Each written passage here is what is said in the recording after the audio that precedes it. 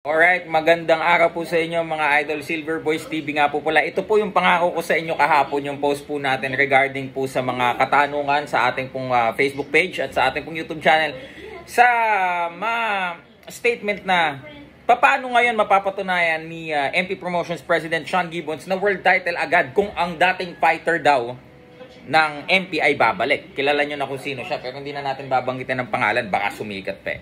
Okay mga kaibigan, so kahapon hindi na ako nakagawa kasi may liga kami kila Lodi Glenn, naglaro kami nila Rashid, nila Super Sam, so masakit ang katawan ko, so hindi na ako nakagawa ng video. So ngayon mga kaibigan, kakagising ko lang. And ito mga idol, no, pag-usapan po natin yan. Well, hindi na po ito bago, no? At hindi na din po ito first time. Kung matatandaan nyo po, umalis din po siya sa poder ni Sir Sean after he lost to Jonas Sultan way back 2017 pa yata yan, ano? Late 2017 kung hindi ako nagkakamali. And then he signed dito sa manager na taga Las Vegas at to cut the long story short, nagkaroon nga po ng 8 na buwan na pag-iintay siya na hindi po siya nabigyan ng laban. So after po nun, kumontak siya kay Sir Sean, humingi ng tulong, gusto niya makauwi ng Pilipinas, gusto niya makalaban. So binigyan siya ni Sir Sean ng laban sa Mexico, yung kay Jose Pech, pwede niyo siyang i-research yan sa Boxrec, no? Binigyan siya ni Sir Sean ng laban doon para lang may pamasahe siya pabalik ng Pilipinas.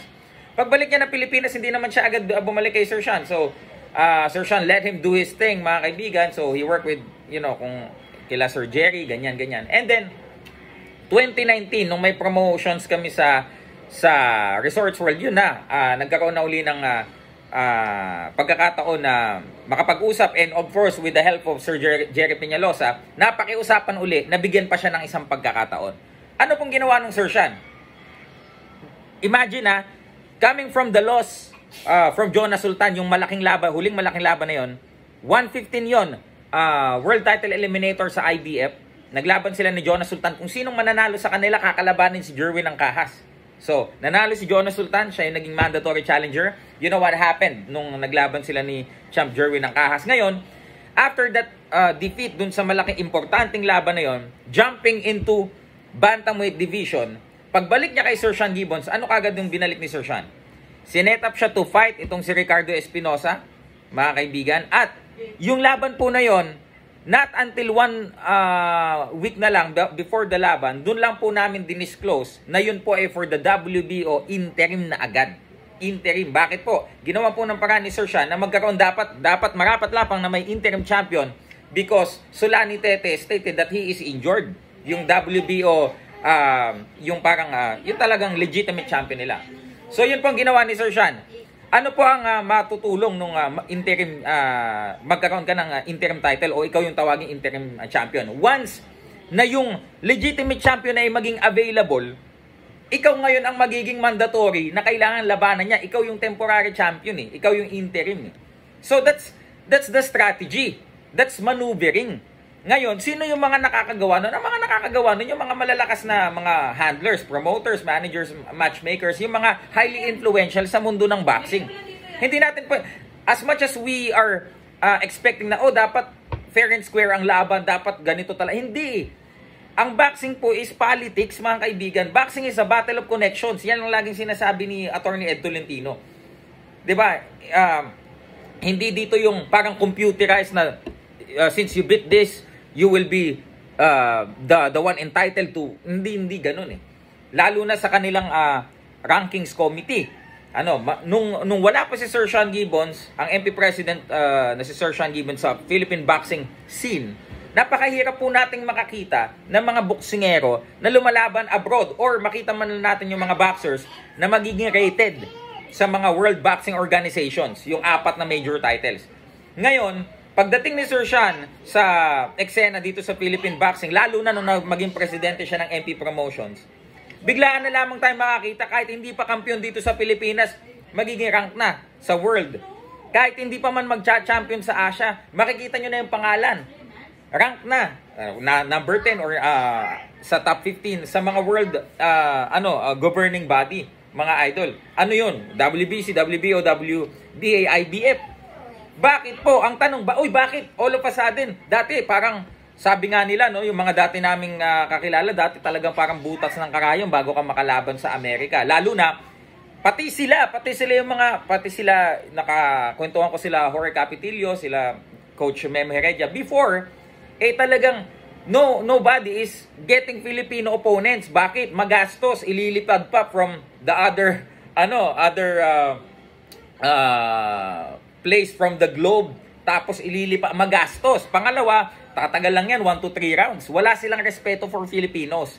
Pero pagdating po of course, nandyan yung Manny Pacquiao Promotions, and with the help of this highly influential handler, sa kanya, siya po kasi ay consultant. Si Sir Sean Gibbons po ay consultant po ng ilan sa mga talagang prestigious boxing organization. Name it, like IBF, WBO. Kung hindi nyo po kilala, yung namayapa na, sumalangit na si Sir Anibal Miramontes, siya po ang rankings chairman ng IBF. He is consulting Sir Sean Gibbons every time when it comes to rankings. Ganun po karespetado yung knowledge ni Sir Sean when it comes to boxing, na kung sino yung i-recommend niya, yun po ang ilalagay nung rankings committee or nung pinaka-rankings chairman sa pwesto, mga kaibigan. Bakit po? Yan pong mga yan, nandun sila sa pwesto na yun. Let's say na kabilang sila sa rankings committee ng isang boxing organization, but wala po silang sapat na karanasan regarding sa pag-assess ng mga fighters. Sir Sean is actually doing this since the late 80s. Magmula po sa Oklahoma, mayroon din po siyang napakalaking karanasan magmula nang magtrabaho siya sa Top Rank. Kasabayan niya po yung mga Hall of Famer matchmakers, sila Bruce Tampler, sila Pete Suzens, yung iba po siguro hindi nyo po kilala, pero yan po ang mga pinakasigang matchmaker sa buong mundo ng boxing, at yan po ang mga kakolig ni Sir Sean. So yun po ang mga example lamang kung papaano magiging posible yung sinasabi ni Sir Sean na hypothetical offer na if you agreed with the stipulations that we stated, di bibigyan ka or he will make you in a position to fight for a world title. Ngayon, sa mga ibang paano yun? Paano? Coming from nowhere? Ginawa niya na nga Galing sa talo kay Jonas Sultan, pinalaban niya agad sa title sa WBO interim. Pagkatapos ng WBO interim, nung pwede na si Sulani Tete, pinagsalpok na niya. Di ba? Yun po ang nagagawa ng connections. Because again, whether you like it or not, whether you accept it or not, boxing po is politics. Parang politika po sa gobyerno, parang sa showbiz. Ganun po talaga Hindi po yan computerized na talagang kailangan object, hindi, palakasan po ito. Yun po ang talagang katotohanan ng industriya ng boxing. Not enough na malakas kang boksingero, magaling kang boksingero, marketable ka. Kung ano ka naman, hindi ka nga, ang kalagayan nga hindi ka na nga hawak ngayon ng mga big players ng boxing. Ang siste, kinalaban mo pa. 'Di ba? Wala na nga humahawak sa yung mga powerful ngayon. Kinalaban mo pa yung mga big players. So ang nangyayari, kabaliktaran. If you know, you know. Yun na lang mga idol, because kahit ano pong explain natin sa mga casual, sa mga bandwagon, sa mga keyboard warriors, hindi naman nila maiintindihan yan. So ito pong mensahe na to ay para po sa mga lehitimong boxing fans. So sana po nasagot ko po ang inyong katanungan. Once again, Silver Voice TV nga po pala. Again, paumanhin po dahil kahapon hindi ko na nagawa yung promise kong video kasi may liga po kami kahapon. Masakit po ang katawan ko at napagod po ako. Yun lang po mga kaibigan. Mamaya po tatry ko mag-live, pag-usapan po natin yan. At watch out mga kaibigan, si Punch Drunk Boxing na taga New York mga kaibigan, yung ating pong kaibigan, si-set up lang po namin, magtugma yung aming mga oras.